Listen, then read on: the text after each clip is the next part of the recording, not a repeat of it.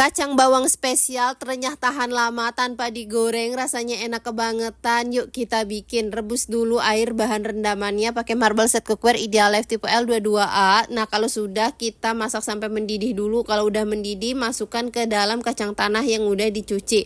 Habis itu kita diamkan kurang lebih selama 1 jam. Setelah 1 jam kita angkat, tiriskan. Biar airnya itu turun dulu ya. Habis itu kita tata di atas tray air fryer kayak begini. Karena aku mau masaknya pakai oven Idealife ya bun, tapi ini oven Idealife-nya multifungsi tipe L330 ini bisa kita setting jadi air fryer. Aku pakai suhunya 200 derajat api atas bawah. Dan ini multifungsi ya, bisa defrost, air fryer, nge-oven, rotisserie. Sangat recommended banget oven ini buat bikinan kue di hari raya. Harganya juga terjangkau, nggak boros listrik, multifungsi ya. Nah, kalau sudah 30 menit kita kasih margarin, diratakan sambil diaduk-aduk gitu ya. Terus kita tuker atas bawahnya juga biar matangnya benar-benar merata ya bun.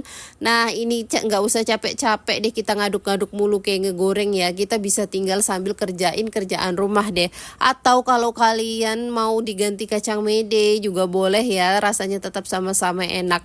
Masak pakai oven Idealife tipe L330 ini beneran segampang itu deh. Nah, kalau udah kecoklatan gini, angkat, dinginkan. Habis itu baru kita masukin ke dalam toples. Ini aku nyesel sih bikin sekilo doang, kayaknya harusnya bikinnya 2 kilo karena ini pasti sebelum lebaran udah habis duluan saking enaknya ya bun.